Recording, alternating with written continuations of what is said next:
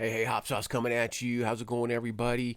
I'm here today. I know how everybody's feeling. I'm kind of carrying off my last couple of videos here.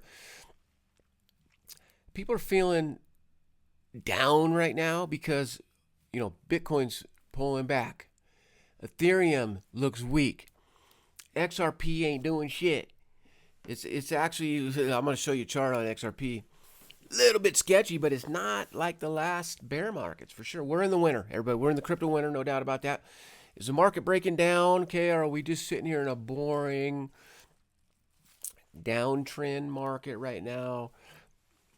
Look, if you've been through this before, it's really no need to worry, and I'll tell you why. I want to show you what this phase looks like on some charts real quick. And the past bear markets from Anthony Pompliano's perspective. I mentioned yesterday in my video that I was going to show you guys this. You won't believe it. You won't believe it. He defines it. Again, this gentleman, he used to be on opening bell all the time. He was on the closing bell, CNBC, different investor shows. People would dog on this guy. And he would just sit there just all stoic, sticking to his guns. He was supporting Bitcoin for a long time, and rightly so. He's going to explain a couple things about this particular time around is different than in the past. Okay, historically, the crypto winners look brutal. If you were looking at crypto before 2020, you know that like these 80% to 90% drawdowns happen on the charts. It's mind blowing. So, and once the sell-offs start happening, it just escalates. Constant lower lows, no clear support, which is I got to show you XRP. It's kind of crazy. We really don't have clear support on XRP, but it's not doing this. It's not dropping. There's forced liquidations that happen. It just run for the hills. It was funny when I was learning about this stuff. It was kind of sketched out how people would just freak out. Okay, so this time's different, ladies and gentlemen. We're not seeing the panic. It's the panic is getting tested, and that's basically the difference between this time around and the last crypto winter. Okay, we're not talking about fear and stuff, but it's more about boredom. We're all sitting here bored because we want to make moves, but it's not time. It's not time to make the move. So let's talk about Bitcoin right around this 7,200. I'm going to show you this resistance, okay? Take a look at the chart right here. And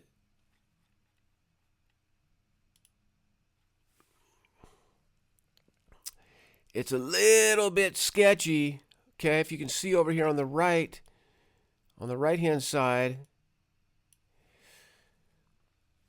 these are weekly candles, okay? So it's a little more difficult to see. I backed it way out. I zoomed way out. This is this week where I'm circling right here. These are weekly candles.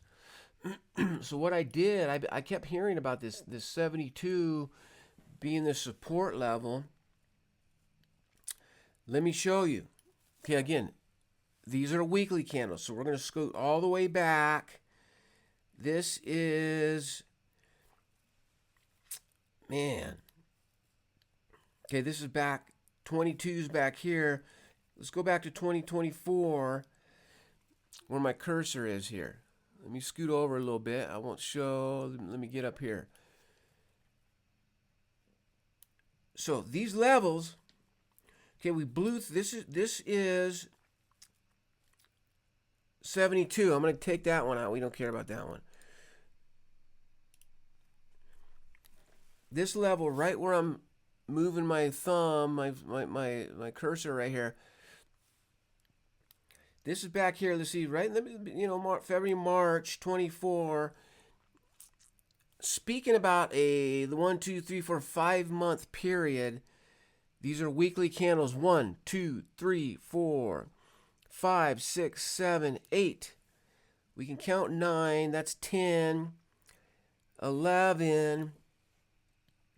It blew through on 12. Basically 12 weeks out of 3 months. it rejected $72,000 as the resistance level. Okay, that was back in 24. And then we also came down and retested it here. What was that? March 2025.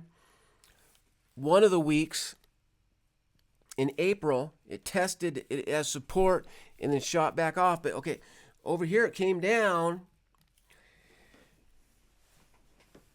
We are now sitting, this is today. This is today. I put the line on around 72,000 right there. And can you see this, ladies and gentlemen? We are right now. Ooh, the wick touched it. Look at this. The wick touched 72,000 right there. And we came back. We did a little bounce off of it. It wasn't a huge bounce, which is actually better. That shows a little more stronger support. This could be the bottom. This could be the bottom because it's such a strong support looking back historically. So we're trading at 73,096 right now, real time. I wanted to show you that because it's a very strong support level at 72,000. These other levels, that I have up here weren't as strong, so to blow through them or above them wasn't as significant. Now, if we blow through this 72 and we open up next week down here, I will show you what the next support level is. Okay, how low can you go? 80 to 90% from the top. What is okay? Our top was 126. What's half of that?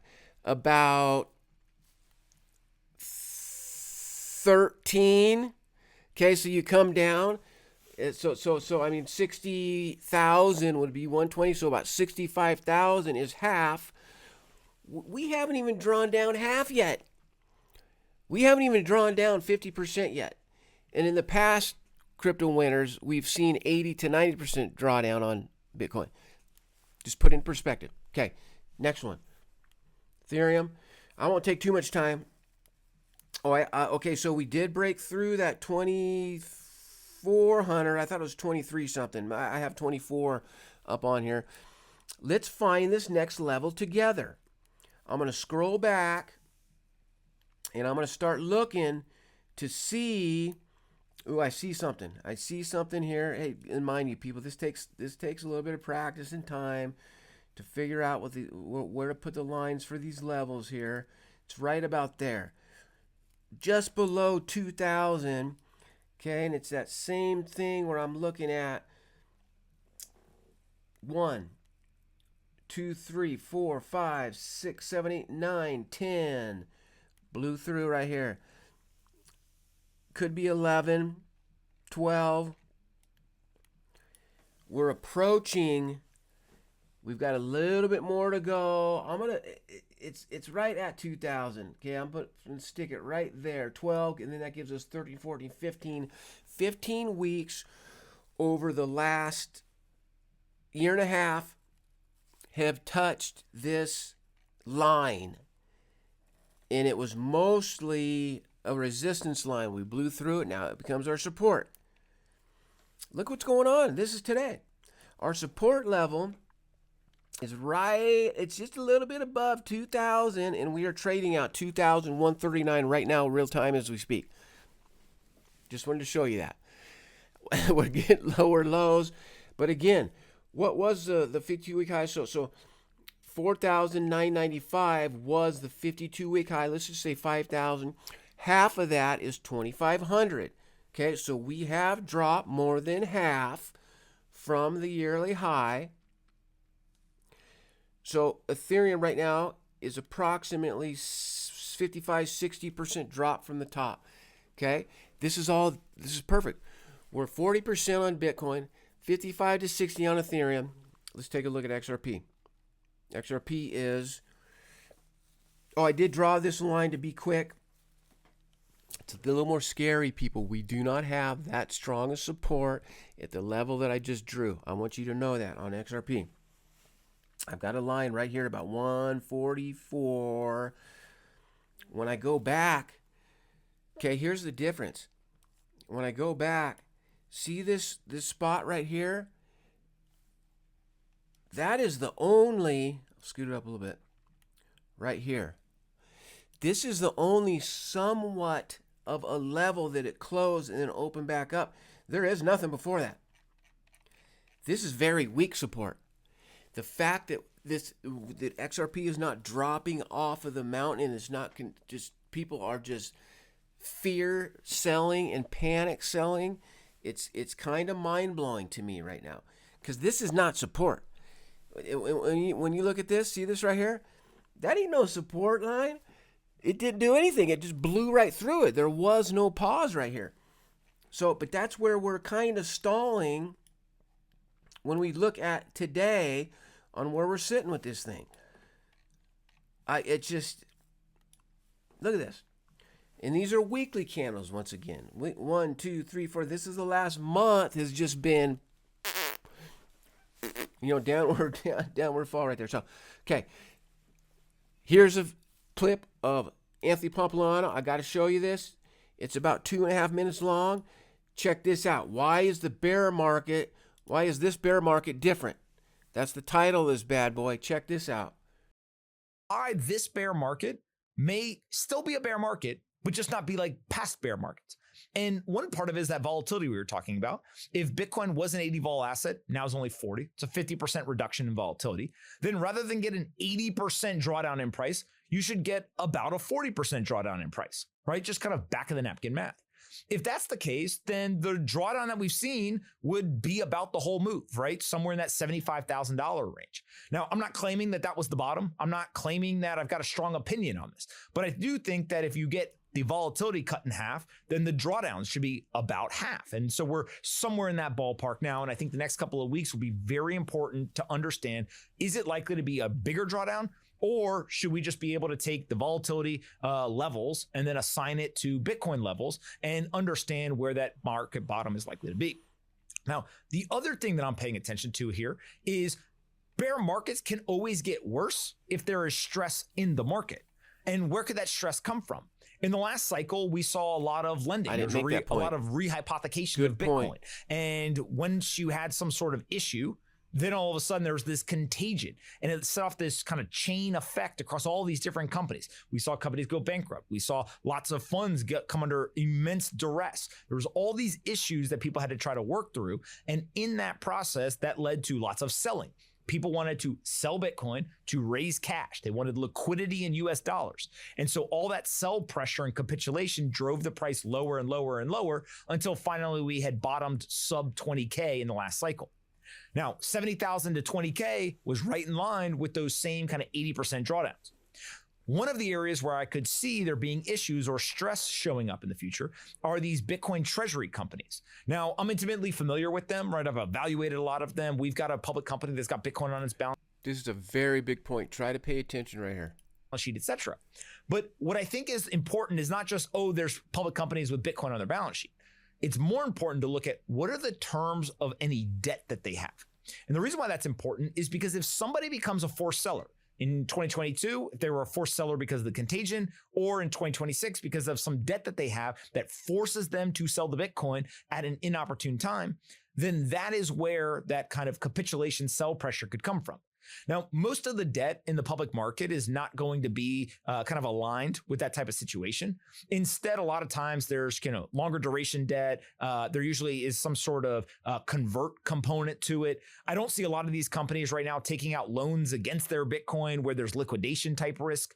And so far, in general, I don't see the risk that you'd be worried about in these companies. But again, it's something to continue to pay attention to, because if we get in a scenario where all of a sudden we have companies that are saying, listen, I have to sell the Bitcoin on my balance sheet because of some sort of debt covenant or some sort of liquidation risk, that would then lead to that kind of capitulation sell pressure and push the price lower and lower and lower. Today's episode is brought. That's what I wanted to show you. Okay, that's what I was talking about. This market isn't really loud and stressful, but it's setting some kind of level and stage that we really got to pay attention to. And as Anthony and a lot of these experts have pointed out, the cycles have structure, and underneath it didn't exist. Like there is no historical existence of institutional money that has ever been in this market before. This is the first time. So if you have questions about being early into the cryptocurrency market, you are early, ladies and gentlemen. This, I would define this as being early. We're right in line with institutions coming in, so I can't be earlier than that. If you want more breakdowns like this, everybody, like I was saying, I'm going to keep doing it. I'm going to keep here, coming in daily, sharing this stuff with you. And let me know if you like clips of experts talking about things, because there's hundreds of them. I try not to bore you with too much of this stuff. I also like to show you my personal journey on how I'm looking at these different markets right there. So that's what I had to say for today. Hop Sauce signing off. Enjoy the rest of your day. We got some sunshine, even though it's winter. Try to get out there, get a little exercise if you can, get that heart rate up for a minute. Nothing crazy. We're just trying to stay healthy right there. All right, Hop Sauce signing off. Peace out, everybody. Peace out.